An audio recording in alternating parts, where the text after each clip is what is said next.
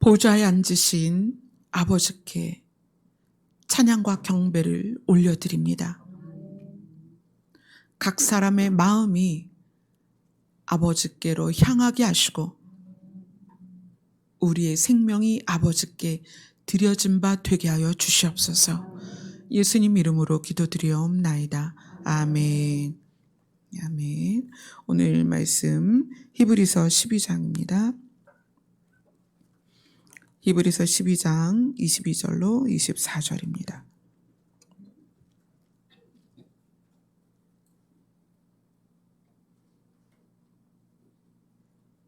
함께 읽겠습니다. 시작.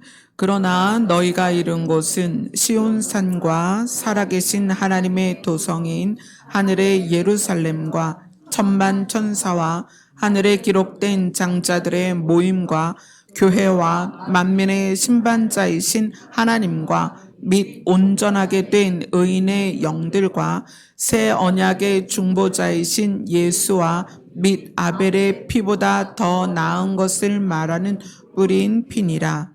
아멘.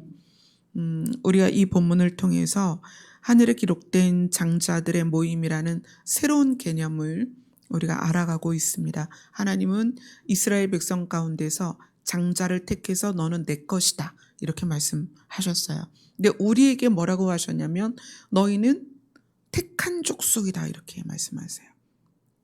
이스라엘에 12지파가 있었는데 그 12지파 중에서 혈통적인 장자가 아니라 하나님께서 택하신 장자가 있다는 거예요. 혈통적인 장자로서 그 계보가 계시록까지 이어져 갔다면 이 하늘에 기록된 장자들의 모임이 크게 의미가 없어요. 그런데 하나님께서는 그 12지파 중에 특별히 넷째인 유다를 택해서 그를 장자를 삼으셨어요. 그래서 이 하늘에 기록된 장자들의 모임이 우리에게는 교훈이 되는 거예요. 예수님께서 첫 열매가 되셨고 우리에게는 처음 익은 열매가 되기를 원하시기 때문에 그럼 우리가 이 하늘에 기록된 장자들의 모임에 대하여서 어떤 교훈을 받아야 될 것이며 우리가 어떻게 살아야 될 것인가를 지금 계속 보고 있습니다. 창세기는 영원이라는 개념을 우리가 경험한 적이 없기 때문에 상상이 안 되죠. 그런데 비교는 할 수가 있어요. 우리는 시간 안에 있기 때문에 끝이 있고 시작이 있어요. 그러나 영혼은 시작이 없고 끝도 없어요. 그러니까 이거는 이제 개념적인 부분에서 비교를 하는 건데 영혼은 우리가 경험을 해보지 못했습니다. 그런데 하나님께서 영혼 가운데 계시다가 시간이라는 공간을 테두리를 만드시고 그 안에 규칙을 넣으셨어요. 그것을 이제 우리는 질서다 이렇게 이야기를 하는데 질서라는 것은 규칙이 세워지고 나서 그 규칙이 늘 잘 이루어져 가는 것을 질서다 이렇게 표현을 하죠. 하나님께서 영원이라는 그 공간 안에 새로운 공간을 넣어서 시간이 지배하는 공간과 그 다음에 시간이 지배하는 공간 안에서의 질서를 만드셨어요. 그리고 거기에서 사람을 만드셨는데 그 사람에게는 사망이라는 개념이 없었습니다. 그런데 그 사람 아담에게 사망이라는 개념이 들어오고 나서 하나님은 그 사망이라는 개념이 아담에게 적용되는 시간을 굉장히 길게 늘려주셨어요. 그래서 아담이 몇 살까지 살았냐면 930살까지 살았어요. 무드셀라는 969살까지 살았어요. 그런데 하나님이 그렇게 사망이라는 개념이 들어온 인간이 그 사망이 적용되는 시점을 아무리 멀리 떨어뜨려 놔도 그 사이에서 사람들이 하나님께로 돌아오거나 또는 죄에서 벗어나거나 하는 그런 역사가 일어나질 않는 거예요. 창세기에서는 아주 긴 시간이 아주 짧은 공간 안에 기록이 되어 있습니다. 그리고 그 짧은 공간 안에 하나님께서 심판까지 하세요. 물심판까지 하세요. 자, 하나님은 사람이 사망의 개념 안에 들어왔지만 하나님은 그 사람이 사망의 개념이 적용되기 전에 그것을 하나님께로 와서 해결할 수 있는, 하나님께로 다가오는 기회를 계속 주셨어요. 그렇지만 많은 시간이 그들에게 허락이 되고, 사람이 1000년 가까이 산다면 얼마나 긴 시간을 주신 거예요. 그런데 그런 1000년 가까이 되는 시간을 주어도, 그리고 심판을, 노아의 물심판을 경험해도 사람은 여전히 약하더라는 거예요. 여전히. 그래서 하나님께서 창세기에서 무엇을 시작했냐면, 내가 이 사람들에게 생명을 주었기 때문에 내가 이들을 반드시 살려야 되겠다. 그래서 그들에게서 아담을 선택하셔서 아담으로부터 하나님은 아담과 이삭과 야곱과 요셉을 통해서 어디로 가게 하시냐면, 아담의 시작은 사실은 가나안이었어요. 하나님이 아담에게 너의 본토 친척 아비집을 떠나라. 그리고 내가 지명한 땅으로 가라. 그래서 아브라함이 가나안에 도착했거든요. 근데 아브라함이 가나안에 도착해서 그의 여정이 시작이 되면서 결국 요셉이 어디까지 갔냐면 애국까지 갔죠. 가나안에서 시작한 아브라함이 요셉에게서는 애굽에 도착하는 그 시간의 여정이 생깁니다. 그리고 하나님은 그 애굽에서 가나안으로 다시 돌아오는 여정을 이스라엘의 역사 안에 주시면서, 하나님이 그 여정 가운데, 애굽에서 가나안으로 가는 그 여정 가운데 하나님이 알려주고 싶었던 게 있어요. 그때 알려주신 게 율법이죠. 그게 뭐냐면 죄에 대한 거예요. 이것이 죄다라고 알려주신 게 율법입니다. 그리고 내가 너희와 늘 함께 할 것이다. 내가 아브라함에게 약속했었던 그 가나안, 사실 아브라함이 그 가나안에 도착을 했어요. 근데 그 가나안에서부터 쭉 애굽까지 흘러간 거죠.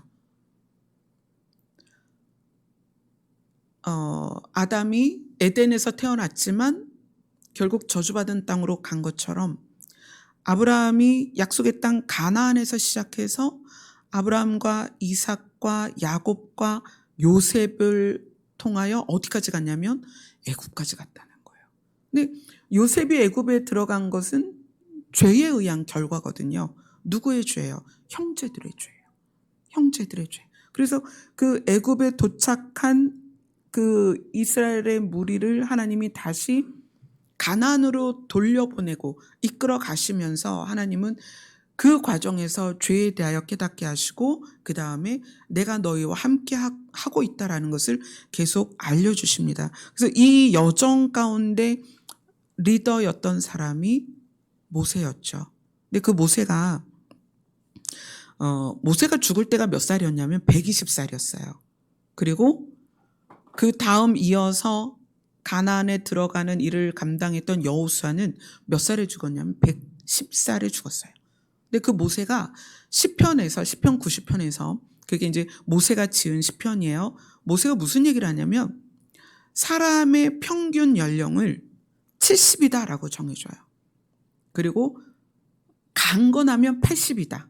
이렇게 얘기를 해요. 모세 자신은 120까지 살았지만 아마 그것은 모세가 그 시편을 지을 때 하나님이 모세에게 알려주셨던 것 같아요. 그래서 앞으로 사람의 수명이 70세, 그리고 좀 관리를 잘하면 80세. 그래서 그때 이후로 이제까지 우리 사람의 수명이 그렇습니다. 자, 그러면 수명이 짧아졌다는 것이 무슨 의미일까요?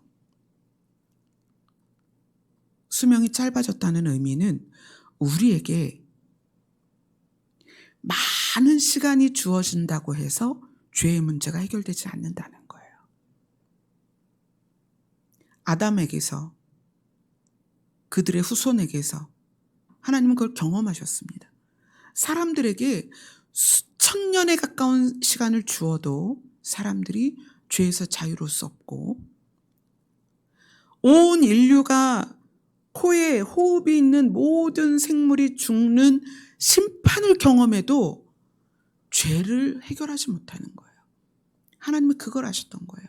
그래서 아브라함이라는 사람을 택해서 하나님이 큰 역사를 통하여 구원으로 가는 여정을 이스라엘을 통하여 우리에게 본을 보여주십니다. 그리고 이스라엘 백성에게 주신 율법을 통해서 죄가 무엇인지 깨닫는 것과 그 다음에 이스라엘의 여정을 통하여 하나님이 명령하신 땅으로 가고자 하는 자들을 반드시 인도하신다는 걸 보여주시는 거예요. 하나님이 인도하시고자 하는 땅이 어디예요? 우리에게는 새하늘과 새 땅입니다.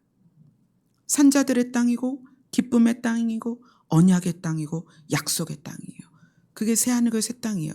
우리 가운데 죄와 싸우며 그 땅을 향하여 가겠다라고 마음의 소원을 가지면 누가 함께 하시냐면 하나님이 함께 하십니다.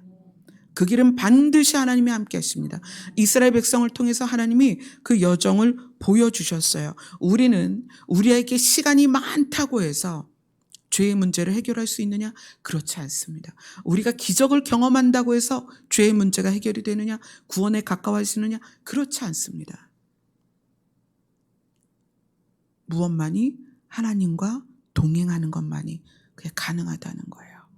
자, 그래서 우리가 하나님이 지정하신 땅 또는 명령하신 땅, 약속하신 땅으로 가는 그 여정에 하나님이 누구를 쓰셨냐면 레위 지파인 모세를 쓰셨어요. 그래서 이 모세를 통해서 오늘 이제 우리가 하늘에 기록된 장자들의 모임과 그것에 대한 관련된 교훈을 얻고자 합니다. 모세는 어떤 사람이었냐면 출애굽기로 갑니다. 출애굽기 32장입니다.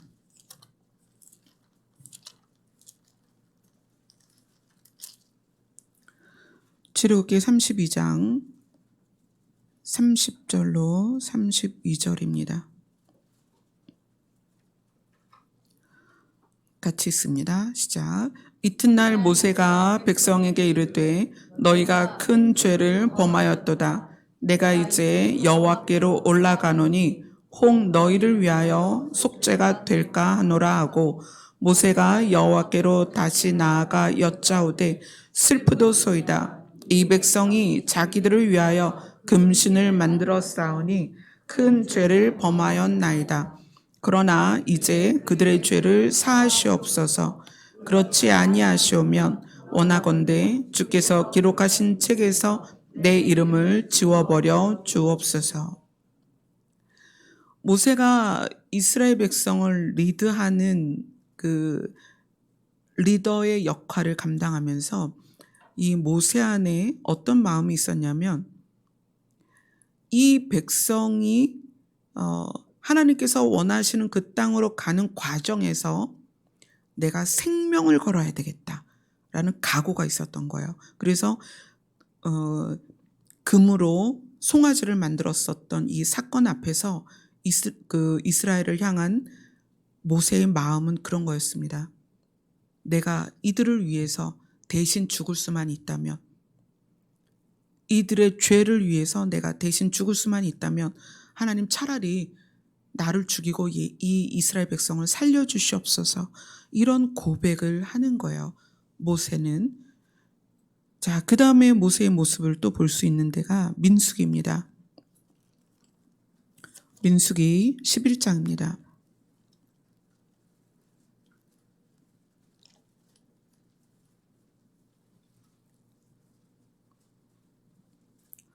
민수기 11장 10절로 15절까지입니다. 같이 읽겠습니다. 시작. 모세가 민수기 11장 11절입니다. 시작. 모세가 여호와께 여짜오되 어찌하여 주께서 종을 괴롭게 하시나이까? 어찌하여 내게 주의 목전에서 은혜를 입게 아니하시고 이 모든 백성을 내게 맡기사 내가 그 짐을 지게 하시나이까? 이 모든 백성을 내가 베었나이까? 내가 그를 낳았나이까? 어찌 주께서 내게 양육하는 아버지가 젖 먹는 아이를 품듯 그들을 품고 주께서 그들의 열조에게 맹세하신 땅으로 가라 하시나이까? 이 모든 백성에게 줄 고기를 내가 어디서 얻으리이까? 그들이 나를 향하여 울며 이르되 우리에게 고기를 주어 먹게 하라 하온즉 책임이 심히 중하여 나 혼자는 이 모든 백성을 감당할 수 없나이다. 주께서 내게 이같이 행하실진대 구하옵나니 내게 은혜를 베푸사 즉시 나를 죽여 내가 고난당함을 내가 보지 않게 하옵소서.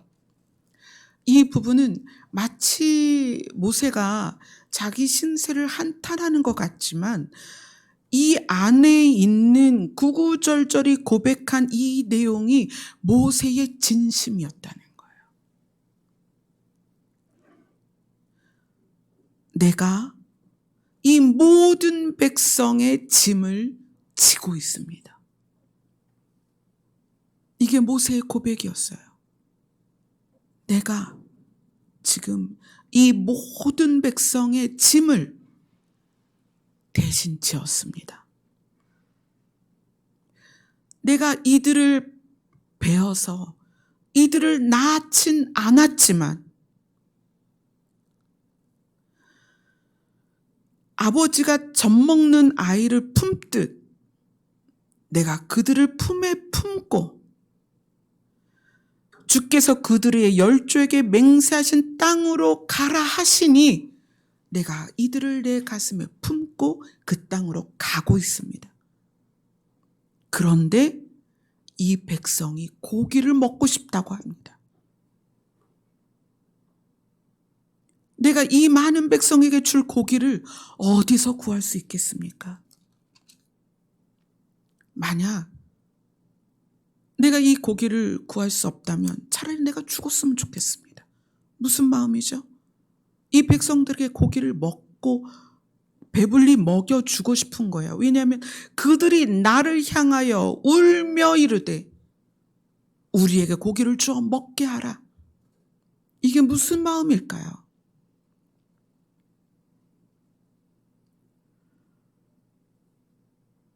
여러분이 가난을 지난 세대라면 이해가 가실 거예요.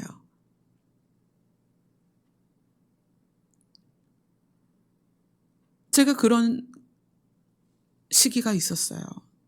IMF 때 남편 회사가 부도가 나고 그리고 보증승걸로 5천 이상의 빚이 생기고 그러면서 채무 때문에 아무것도 할 수 없는 그때에 둘째 아이가 태어나기 전이었어요. 찬미랑 둘이 앉아서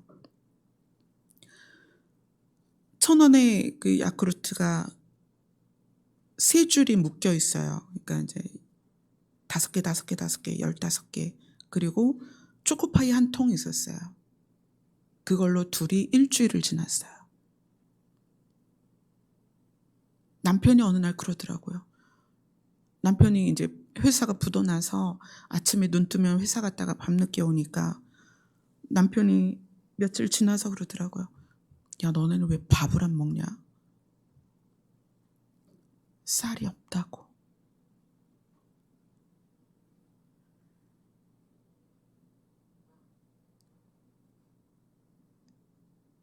저 자신도 자녀에게 좋은 걸 먹이고 싶고 맛있는 걸 먹이고 싶지만 그때에는 너무너무 힘들 때였어요. 정말 너무 힘들 때였어요. 전기가 끊기고 가스가 끊기고 그래서 브루스타에다가 물을 끓여서 찬미를 시켜야 되는 그런 때였어요. 사실 도시 한복판에서 살면서 그런 일을 경험한다는 게 있을 수 없는 것 같지만 사실 어느 누군가는 지금도 그런 상황일 수 있죠. 그런데 모세가 이스라엘 백성이 울며 우리에게 고기를 주어 먹게 하라 할 때 그들의 울음을 바라보며 모세는 하나님께 말하는 거예요. 책임이 심히 중하여 내가 감당할 수 없나이다.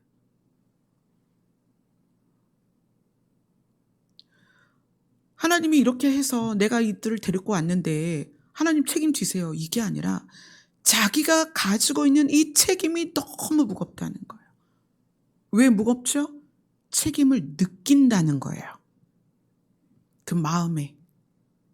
하나님이 이스라엘 백성을 향한 그들을 가나안 땅으로 이끌어 가고자 하는 그 하나님의 뜻과 계획과 그 마음을 알고 있기 때문에 그 민족을 이끌어 가는 과정에서 모세 자신이 아버지가 자녀를 품은 것 같은 그 마음을 가졌다는 거예요. 그래서 책임이 너무 중해서 내가 이제 감당할 수 없을 정도입니다. 이들에게 고기를 주시지 않을 것 같으면 차라리 나를 죽게 하옵소서. 이게 모세의 책임이라는 거예요. 모세가 가지고 있었던 마음이라는 거예요. 모세의 마음을 한 군데 더 보겠습니다. 민수기 27장입니다.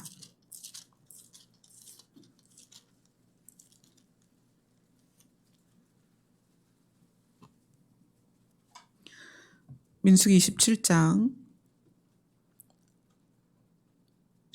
15절부터 20절까지입니다. 같이 있습니다. 시작. 모세가 여호와께 여짜와 이르되 여호와 모든 육체의 생명의 하나님이시여 원하건대 한 사람을 이 회중 위에 세워서 그로 그들 앞에 출입하며 그들을 인도하여 출입하게 하사 여호와의 회중이 목자 없는 양과 같이 되지 않게 하옵소서. 여호와께서 모세에게 이르시되 눈의 아들 여호수아는 그 안에 영이 머무는 자니 너는 데려다가 그에게 안수하고 그를 제사장 엘르아살과 온 회중 앞에 세우고 그들의 목전에서 그에게 위탁하여 내 존귀를 그에게 돌려 이스라엘 자손의 온 회중을 그에게 복종하게 하라. 이 상황은 하나님께서 모세에게 너는 이제 곧 죽을 거고 너는 이 가나안으로 들어갈 수 없다. 이 약속의 땅으로 들어갈 수 없다라는 이야기를 하십니다. 그러니까 모세가 거기에서 하나님 좀 너무하신 거 아니에요? 제가 이 백성을 어떻게 이끌었는데 제가 이 백성을 얼마나 내 생명을 바쳐서 이제까지 내 심장에 품고 왔는데 내가 아내와도 떨어지고 내 아들들과도 떨어지고 이 일을 감당했는데 어떻게 나한테 이럴 수가 있습니까? 라고 말한 게 아니에요. 모세는 뭐라고 말하냐면 모든 육체의 생명이 하나님이시여 원하건대 한 사람을 이 회중 위에 세워서 그들을 인도하여 여호와의 회중이 목자 없는 양과 같이 되지 않게 하옵소서. 이렇게 얘기를 해요. 그러니까 본인이 죽을 건 알지만 지금 당장 죽는 건 아니잖아요. 그럼에도 불구하고 하나님께 말씀을 드리는 거예요. 나 대신 지도자를 하나 세워달라. 이유를 뭐라고 말하냐면 이 여호와의 회중이 목자 없는 양같이 될까 봐 걱정이 되는 거예요. 리더자가 없을 때 이 양들이, 이 이스라엘 백성이 어찌해야 할지를 모르는 웅성거림이나 방황이 있을까 봐 그것을 먼저 걱정하는 거예요. 그러니까 하나님께서 뭐라고 말씀하시냐면 모세에게 이르되 눈의 아들 여호수아는 그 안에 하나님의 영이 머무는 자니 너는 데려다가 그에게 안수하고 그리고 하나님이 이렇게 말씀하십니다. 너희의 존귀를 20절에 그렇게 얘기해요. 너희의 존귀를 그에게 돌려 이스라엘 자손의 온 회중을 그에게 복종하게 하라. 근데 여호수아가 누구냐면 모세의 시종이었어요. 모세가 밥을 먹든 잠을 자든 무슨 일을 하든 옆에서 돕는 자였어요. 가장 측근에서 돕던 자를 하나님이 지도자로 세우겠다는 거예요. 그리고 너의 존귀를, 너에게 있는 권위를, 너에게 있는 영광을, 너에게 있는 능력을 그에게 돌려서 이스라엘 자손이 그에게 복종하게 해라. 이 마음이 어떻게 나올 수 있느냐면 사실 이거 쉽지 않아요. 여러분이 교회에서 그런 일 많이 경험하죠. 어떤 부서의 장이 바뀔 때나 어떤 사역의 그 자리가 바뀔 때나 이런 때 이제 그 문제가 뭐냐면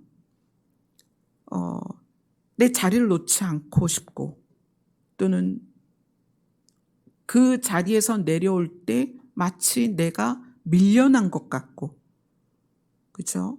내가 가치가 없는 것처럼 느껴지고, 지금 이 상황은 이제 하나님이 모세에게 말씀하신 건데 조직 안에서는 그 위에 사람들이 있잖아요. 그러면 그 위에 사람이 그런 조치를 취했을 때 대부분은 반발하고 화가 나고 그러거든요. 심지어 너의 존귀를 여호수아에게 돌려서 이스라엘 자손의 온 회중이 여호수아에게 복종하게 해라. 이렇게 말씀하시는 거예요. 근데 모세가 그것에 대해서 바로 순종을 합니다. 그래서 민수기 27장 22절 23절 같이 읽겠습니다. 시작. 모세가 여호와께서 자기에게 명령하신 대로 하여 여호수아를 데려다가 제사장 엘르아살과 온 회중 앞에 세우고 그에게 안수하여 위탁하되 여호와께서 모세에게 명령하신 대로 하였더라. 이 순종이 정말 쉬울까요? 이거 굉장히 어려운 거예요. 우리에게 있는 자존심이나 스스로 가지고 있는 권위나 내가 가지고 있는 체면이 지금 모세가 여호수아에게 했던 행동이나 하나님이 모세에게 하신 말씀을 그대로 흡수하고 받아들이는 이것이 얼마나 어려운 건지 여러분들이 사회생활이나 또는 교회의 조직이 많은 곳에서는 누구든지 경험할 수 있는 거라는 거예요. 근데 모세가 이것이 어떻게 이렇게 자연스러울 수 있느냐? 그들은 여호와의 회중, 이스라엘 그 민족을 향한, 백성을 향한 책임감. 그게 누구의 책임감이에요? 하나님 아버지의 책임감이라는 거예요. 그거를 너무나 명확하게 가지고 있었다는 거예요. 자, 모세가 가장 중요하게 고백한 게 민수기 지금 27장 읽고 있죠. 16절을 한번 보세요. 같이 읽겠습니다. 시작. 여호와 모든 육체의 생명의 하나님이시여 원하건대 한 사람을 이 회중 위에 세워서. 하나님을 이렇게 부른 사람은 모세뿐이에요. 모세가 하나님을 또 어떻게 불렀냐면 민수기 16장으로 갑니다.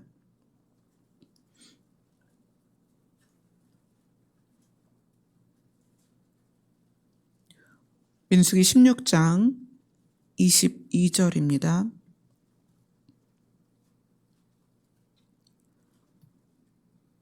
민수기 16장 22절 시작. 그 두 사람이 엎드려 이르되 하나님이여 모든 육체의 생명의 하나님이여 한 사람이 범죄하였거늘 온 회중에게 진노하시나이까. 굉장히 중요한 관점으로 하나님을 바라보고 있다는 거예요, 모세는.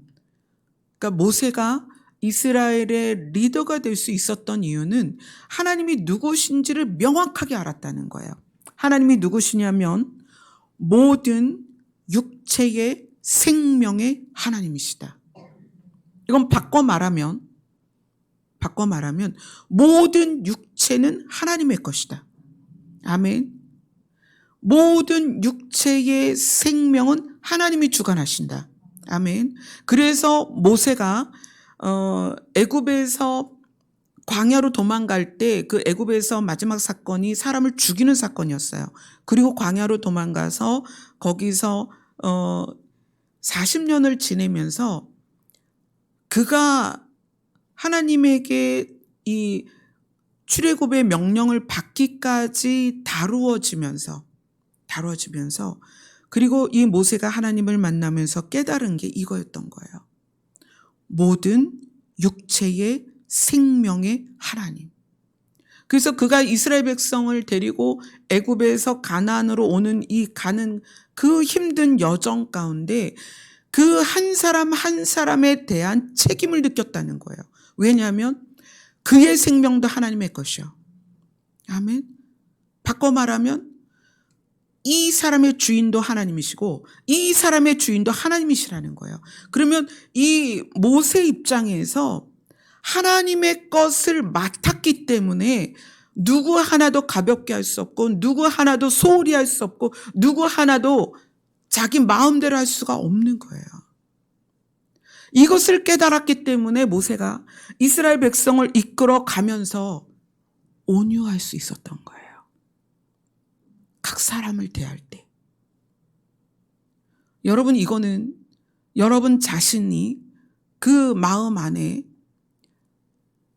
이 모세가 가지고 있었던 하나님의 개념, 모든 육체의 생명의 하나님이시라는 것이 여러분 안에 깨달음이 있어야 돼요.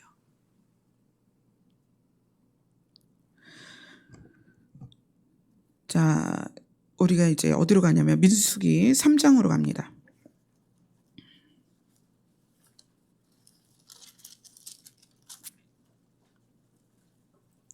민수기 3장 41절입니다.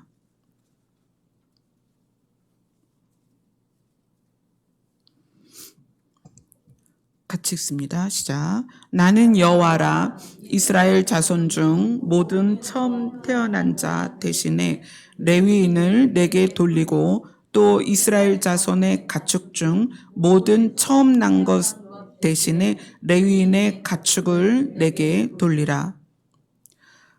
그리고 밑으로 내려와서 44절 45절입니다. 시작. 여호와께서 모세에게 말씀하여 이르시되 이스라엘 자손 중 모든 처음 태어난 자 대신에 레위인을 취하고 또 그들의 가축 대신에 레위인의 가축을 취하라. 레위인은 내 것이라. 나는 여호와니라. 하나님께서는 이 레위 족속을 택하시는데 이스라엘에서 태어난 모든 장자, 이 부분에선 그러죠. 이스라엘 자손의 처음 태어난 남자, 그러니까 이건 장자를 말하는 거예요. 이 장자 대신에 레위 사람을 계산해서 하나님이 레위 사람을 받고 그 레위 사람들이 뭘 하게 하냐면 그걸 볼까요? 민수기 8장으로 갑니다. 민수기 8장 14절 같이 읽습니다. 시작. 너는 이같이 이스라엘 자손 중에서 레위인을 구별하라. 그리하면 그들이 내게 속할 것이라. 그리고 16절입니다. 시작. 그들은 이스라엘 자손 중에서 내게 온전히 드린 바 된 자라. 이스라엘 자손 중 모든 초태생 곧 모든 처음 난 자 대신 내가 그들을 취하였나니. 하나님이 레위인을 이스라엘의 모든 장자들과 바꾸셨어요. 그래서 레위인에게 장자의 구실 역할을 하게 합니다. 왜냐하면 그 처음 난 자들을 다 불러 모아서 하나님이 성소에서 일하게 하면 그 민족들이 각각의 가정들이 각각의 족속들이 해야 할 걸 못하니까 레위인을 딱 택하셨어요. 그래서 너희가 대신 각 가정의 장자들이 해야 할 일을 네가 대신해라. 이렇게 얘기를 하고 레위인을 취하셨습니다. 그리고 그 레위인에게 말씀하신 게 뭐냐면 지금 읽는 민수기 8장 19절입니다. 같이 읽습니다. 시작. 내가 이스라엘 자손 중에서 레위인을 취하여 그들을 아론과 그의 아들들에게 주어 그들로 회막에서 이스라엘 자손을 대신하여 봉사하게 하며 또 이스라엘 자손을 위하여 속죄하게 하였나니 이는 이스라엘 자손이 성소에 가까이 할 때에 그들 중에 재앙이 없게 하려 하였음이니라. 레위인이 장자를 대신했다는 것은 하나님께서 이 장자를 중요하게 여기는 이유는 상속 때문에 그래요. 하나님의 나라를 상속해야 되는데 장자가 사라지면 상속을 할 수가 없잖아요. 이스라엘 백성에게서 모든 가정의 장자들을 하나님이 너무나 중요하게 생각하신 거예요. 그런데 그 장자들을 잃지 않기 위해서 레위인을 선택했다는 거예요. 그래서 레위인이 장자를 위하여 그 죄값을 치르는 거예요. 그리고 그 다음에 이 레위인들이 이스라엘 모든 자손들, 이스라엘 모든 사람들을 위하여 또한 속죄를 합니다. 이 레위인은 굉장히 그 상징성이 강해요. 하나님은 모세를 레위인 가운데서 취하셨습니다. 모세가 레위 족속이에요. 그래서 모세가 이 레위인이 하나님에게서 받은 명령대로 모세 자신이 이스라엘 백성을 이끌어가면서 자기의 생명을 대신하는 유다 족속이 그랬죠. 유다 족속이 어떻게 장자가 됐다? 자기 생명으로 베냐민을 대신했기 때문에 그들이 장자가 될 수 있었던 거예요. 그런데 레위인이 또 장자를 대신하는 역할을 하기 때문에 모세가 자기의 생명을 바쳐서 이스라엘 백성을 위하여 리더의 역할을 감당합니다. 그리고 그들의 죄가 있을 때마다 모세는 자기 생명을 걸어요. 그것이 레위인에게 하나님이 주신 사명입니다. 근데 이러한 일들을 어떻게 감당할 수 있느냐? 모세가 어떻게 그것을 감당할 수 있었느냐? 하나님이 어떤 분인지를 아셨다는 거예요. 어떤 분이다? 모든 육체의 생명의 하나님이다. 그걸 알았다는 거예요. 자, 그러면 모세가 왜 가나안에 못 들어갔을까요? 민수기 27장을 한번 봅시다.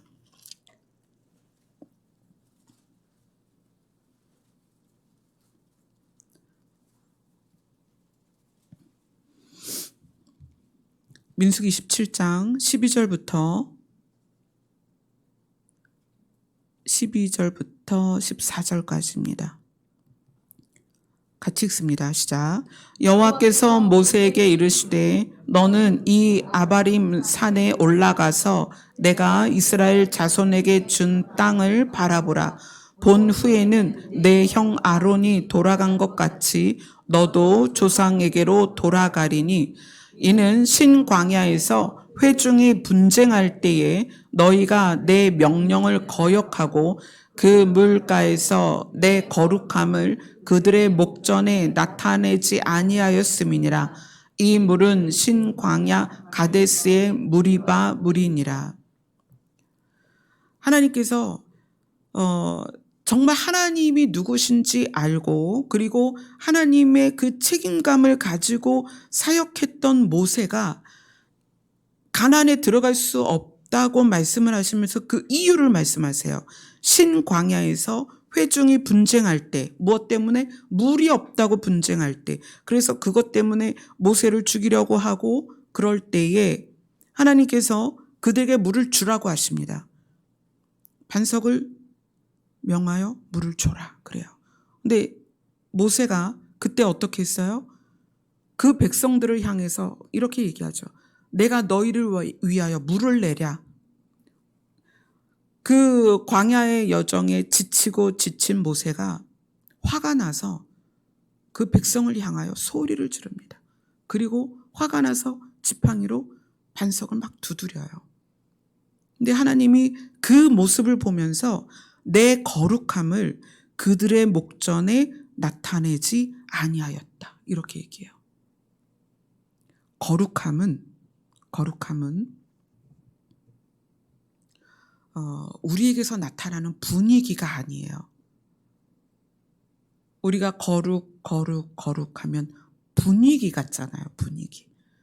거룩은 분위기가 아니고 모든 육체의 생명의 하나님이 그 육체를 향하여 얼마나 사랑하시는지 그 사랑이 우리 안에 있는 것이 거룩이에요.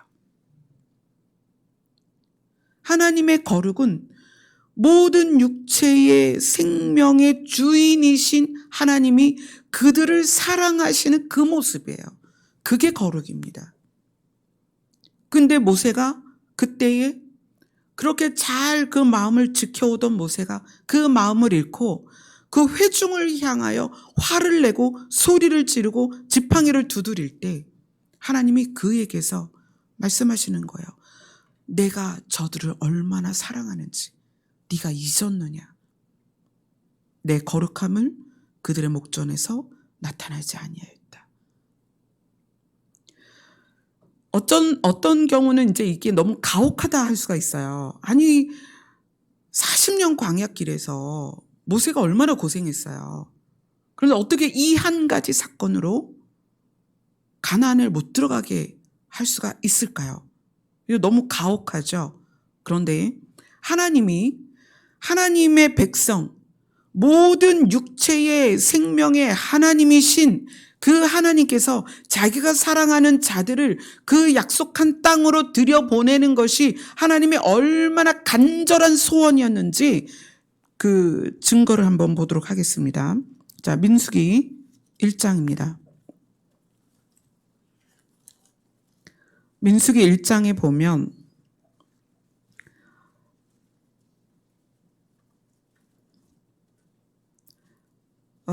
하나님께서 지파대로 그 수를 세라고 명령을 하세요.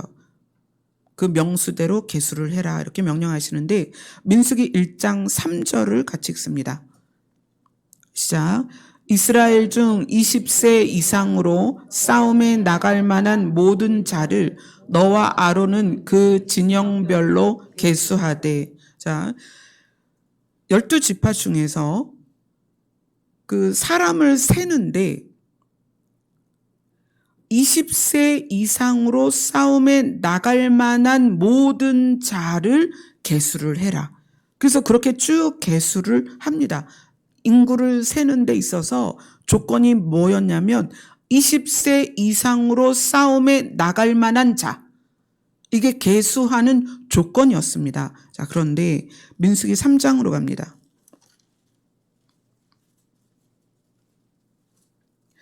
민수기 3장 14절 15절을 같이 읽습니다. 시작. 여호와께서 시내 광야에서 모세에게 말씀하여 이르시되 레위 자손을 그들의 조상의 가문과 종족을 따라 계수하되 1개월 이상 된 남자를 다 계수하라. 이스라엘 지파를 계수할 때에는 20세 이상 싸움에 나갈 수 있는 건장한 청년부터 계수를 했다는 거예요. 그런데 레위 자손을 계수할 때는 몇 살부터? 1개월부터. 이게 무슨 의미인지 아세요? 레위 지파는 하나님의 마음을 품고 모든 육체의 생명이 되시는 하나님을 깨달아서 그들을 위하여 생명을 걸고 중보하고 속죄가 되어야 하는 레위 자손은 갓난 아기 때부터 분리돼야 된다는 거예요. 구별돼야 된다는 거예요. 하나님께 드려져야 된다는 거예요. 하나님이 우리에게 하신 말씀이 베드로전서에 그렇게 얘기해요. 너희는 왕 같은 제사장이다. 우리에게 무엇을 원하시냐면 너희는 유다 족속같이 장자가 되었으면 좋겠다. 왜냐하면 내 아들이 맏아들이었다. 그 맏아들의 본을 받게 하려 함이라. 우리가 그 맏아들의 본을 받아야 될 거 아니에요.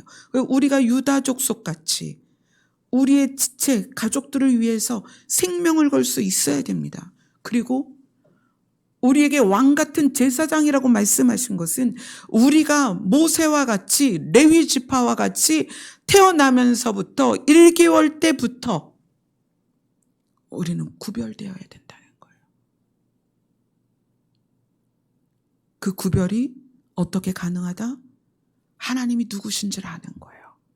하나님은 모든 육체의 생명의 하나님이다. 그 개념이 우리 안에 들어와 있어야 된다는 거예요. 하나님은 우리를 향하여 모든 육체를 주관하시고 사랑하시고 하나님이 계획하신 그 땅으로 데려가기를 원하신다는 거예요. 그래서 예수님은 하나님의 마음을 아셨어요. 그래서 뭐라고 말씀하셨죠? 아버지께서 나에게 주신 영혼을 한 영혼도 잃지 않기를 소원하나이다. 그게 예수님의 소원이었습니다. 그 소원을 어떻게 가질 수 있느냐? 하나님이 누구신지를 알아야 된다는 거예요. 하나님은 모든 육체의 생명의 하나님이시다. 이 하나님의 마음을 우리가 가지고 있는가? 이 개념이 모든 육체의 생명의 하나님이시라는 이 개념이 우리 안에 들어오면 그 개념으로 우리가 살아가는 거예요. 사람을 대하는 자세가 달라집니다.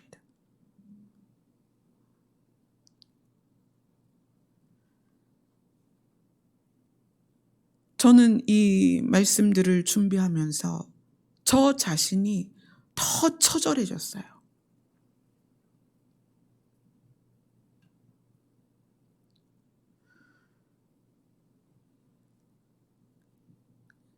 왜 모세가 가나안에 못 들어갔느냐?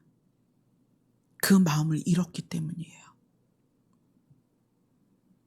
모든 육체의 생명이신 하나님이 그들을 살리기 위해서 반석에서 물을 내고자 하는 그 마음, 수없이 하나님을 거역하고 수없이 하나님께 원망하고 수없이 모세를 향하여 돌을 들었던 그들에게 하나님은 물을 주고 싶으셨던 거예요. 왜죠? 하나님은 그들을 살리고 싶었으니까. 모든 육체의 생명의 하나님이라는 것은 그 하나님의 마음의 기본이 뭐냐면 심판하겠다가 아니라 살리겠다라는 거예요. 내 눈에 보이는 너희를 다 살리겠다. 이게 아버지의 마음이라는 거예요. 그것을 모세가 유지하고 있다가 이 무리바 물 사건에서 그 마음을 잃어버린 거예요.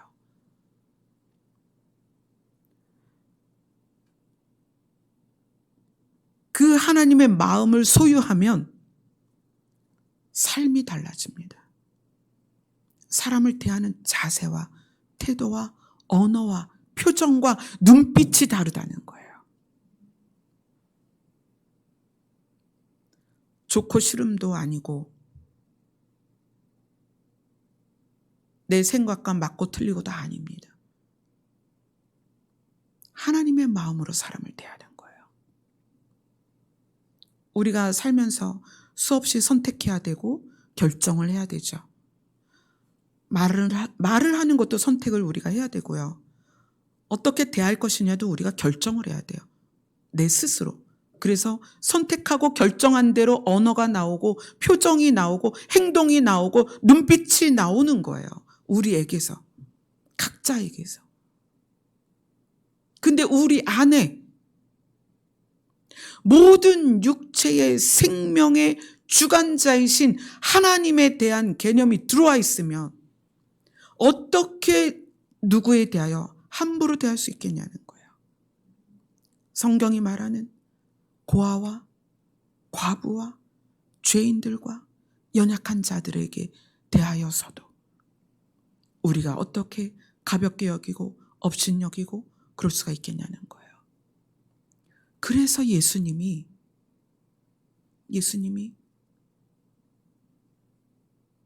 유다 족속에서 나셔서 대제사장으로 레위 족속처럼 그 일을 감당하신 거예요. 모든 육체의 생명이 하나님이신 것을 깨달은 모세처럼, 그리고 예수님처럼, 또 우리가 그런 사람이 된다면 우리의 삶에서 뭐가 나타나냐면 십자가가 나타나는 거예요. 십자가는 어느 날 그냥 지는 게 아니에요. 예수님이 자기의 삶이 없이 십자가를 졌으면 그 십자가 옆에 매달린 강도와 다를 바가 없습니다. 그러나 예수님은 그 삶 자체를 아버지의 마음으로 사신 거예요. 가난한 자를 위해서, 병든 자를 위해서, 죄인들을 위해서 사셨습니다. 그렇게 사셨기 때문에 그것의 결론으로서 십자가가 있는 거예요. 우리가 십자가를 따라가는 것이 어느 날 한 번의 결심으로 되는 게 아닙니다. 모든 육체의 생명이신 하나님의 그 마음이 우리 안에 들어와서 우리가 그 마음으로 말을 하고, 그 마음으로 무슨 선택을 하고, 그 마음으로 결정을 하고, 그 마음으로 행동을 하고, 그 마음으로 누군가를 바라보고, 그 마음으로 누군가의 손을 잡아줄 때 그 결과가 십자가라는 거예요. 이것은 내가 마음 먹고 십자가 져야지 해서 지는 게 아니라는 거예요.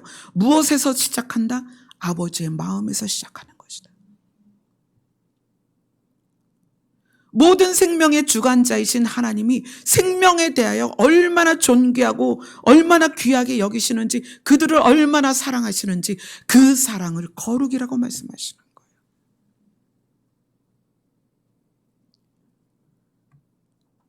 그렇기 때문에 예수님의 십자가가 사망을 이기는 능력이 있는 거예요. 여러분이 으쌰으쌰해서 돈 몇 푼 모아서 누구 도와주고 그것이 때로 필요할 때는 있지만 여러분 각자에겐 유익이 없어요. 여러분 각자에게 유익은 그 하나님의 마음을 품고 그 마음으로 살아내야 되는 거예요. 그래야 여러분의 삶의 걸음걸음에 십자가가 드러나는 거예요.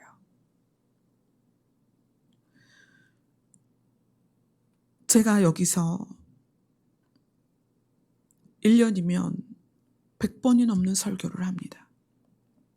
그런데 제 설교가 여러분에게 능력으로 나타나려면 저는 한 번의 설교를 위해서도 제 일생을 그렇게 살아야 되는 거예요. 멋진 어휘를 써서 감동이 되는 게 아니고요. 성경을 잘 해석해서 감동이 되는 게 아니에요. 하나님의 마음으로 살아야 돼요. 설교는 삶에서 나오는 거예요. 여러분이 가족을 위해서 중보하고 모세처럼 가족의 생명을 대신해서 중보를 한다면 여러분이 복음을 전하는 것은 여러분의 입술에서 나오는 게 아니에요. 여러분의 삶에서 나오는 거예요.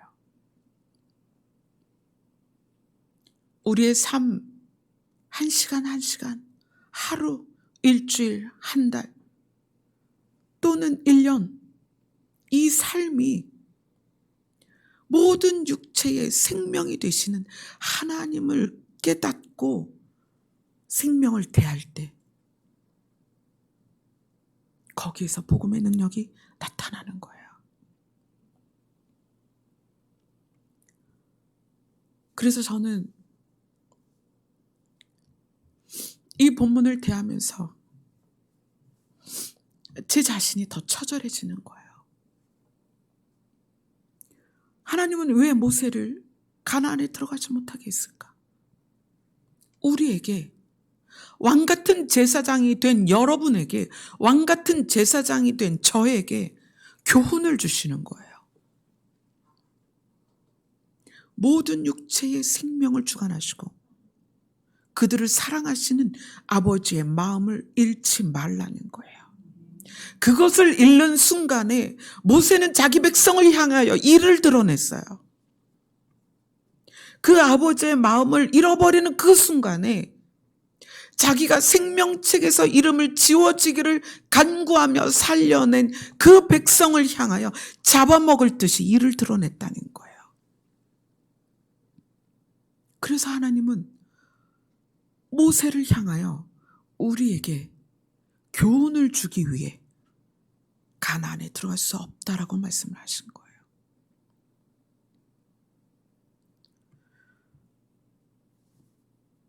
우리에게 이제 얼마의 시간이 남았을까요? 모세가 시편에서 말한 것처럼 우리의 연수가 70이요 강건하면 80입니다. 너무 짧죠? 근데 하나님 입장에서는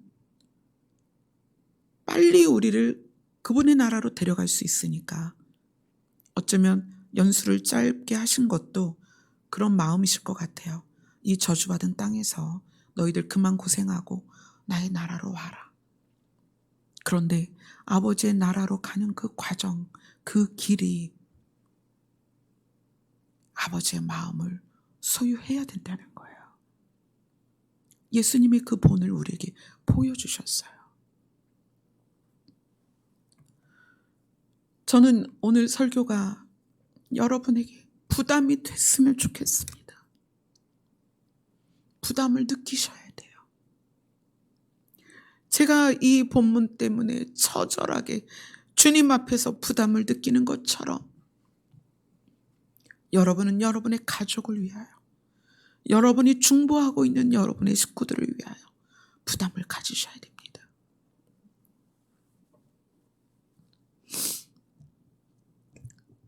아버지의 마음을 소유하고 그것으로 살아내고 그리고 우리 삶에서 십자가가 드러나야 합니다.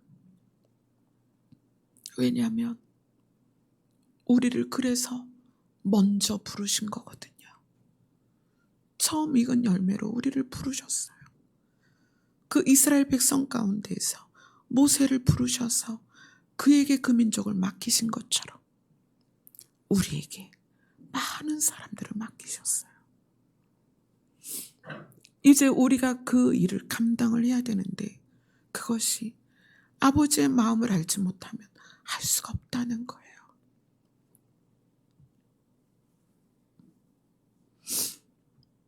여러분과 제가 이 부분에서 날마다 큰 부담으로 그래서 아버지 앞에 갈 수밖에 없고 아버지 앞에 앉아서 이 부담을 아버지께 올려드리며 도와주시기를 기도하는 여러분이 되었으면 좋겠습니다. 아멘. 기도하겠습니다.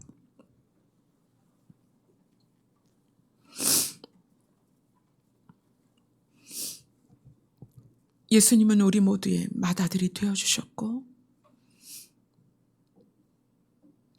우리의 죄를 위하여 속죄하는 어린 양이 되어주셨습니다.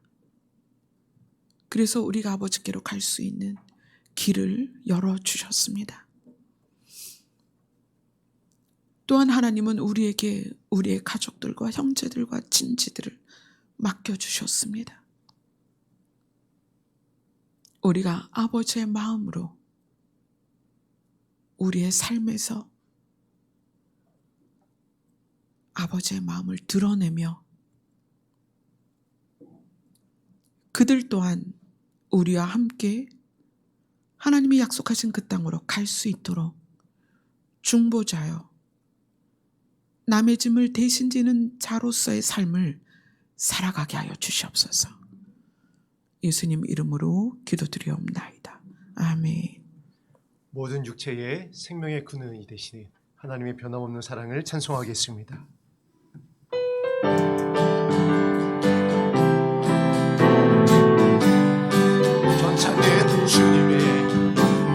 않는 주님의 사랑과 거룩한 보혈의 공로를 우리 다 찬양을 합시다. 주님을 만나본 변찮는 주님의 사랑과 거룩한 보혈의 공로를 우리 다 찬양을 합시다.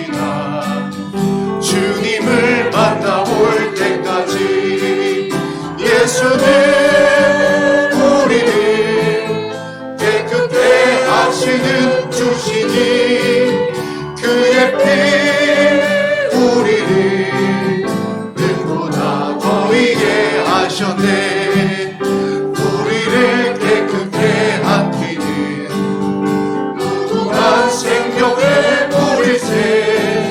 생명의 구원을 받은 자 하나님 찬양을 합시다.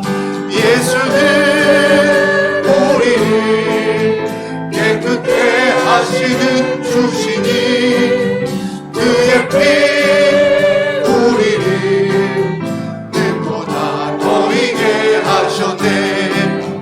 주님의 거룩한 보혈을 날마다 입으로 간증해 담대히 싸우며 나가세. 천국에 들어갈 때까지 예수는 우리를 깨끗게 하시는 주시니 그의 피 우리를 눈보다 더 십자가 단단히 붙잡고 나갑니다. 날마다 이기며 나가세. 머리에 면류관 쓰고서 주 앞에 찬양할 때까지 예수는 우리를 깨끗게 하시는 주시니 그의 피 우리를 눈보다 십자가 단단히 붙잡습니다. 날마다 이기며 나가세. 머리에 면류관 쓰고서 주 앞에 찬양할 때까지 예수는 우리를 깨끗게 하시는 주시니 그의 피 우리를 눈보다 멀리 예수는 우리를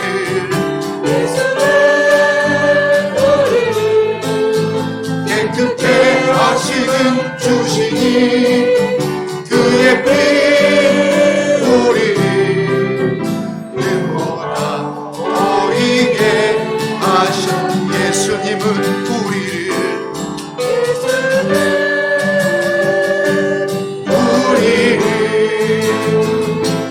깨끗게 하시는 주시니 그의 피 우리를 눈보다 보이게 표현 못해도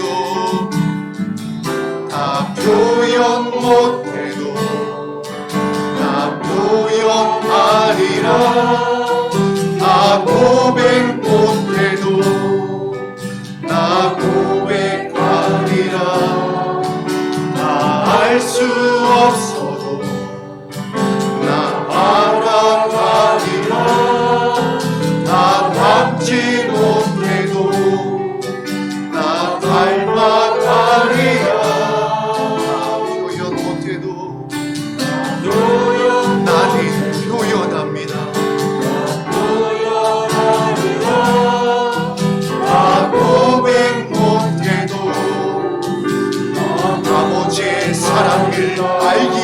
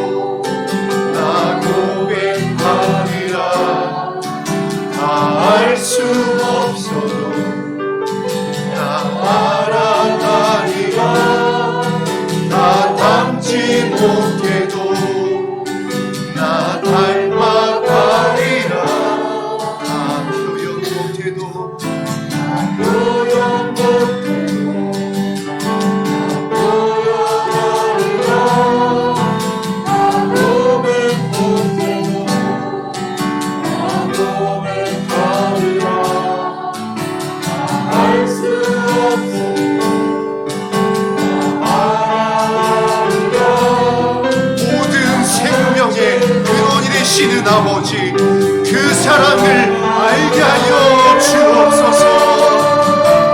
그 사랑 얼마나 아름다운지, 그 사랑 얼마나 날 부욕해 하는지, 그 사랑 얼마나 크고 놀라운지, 그 사랑 얼마나 나를 감격하게, 그 사랑을 우리에게 부으소서.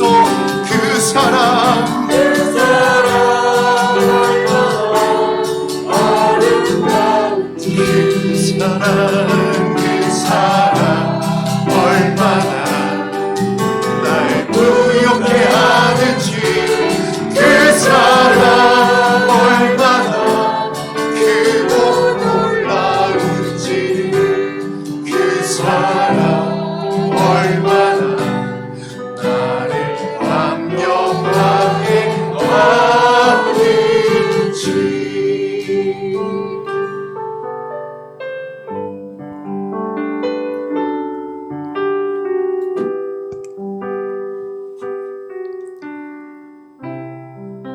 나에게 생명을 주신 하나님이 우리가 바라보는 모든 사람에게도 생명을 주셨습니다. 내가 바라보는 모든 사람 다 하나님의 소유입니다.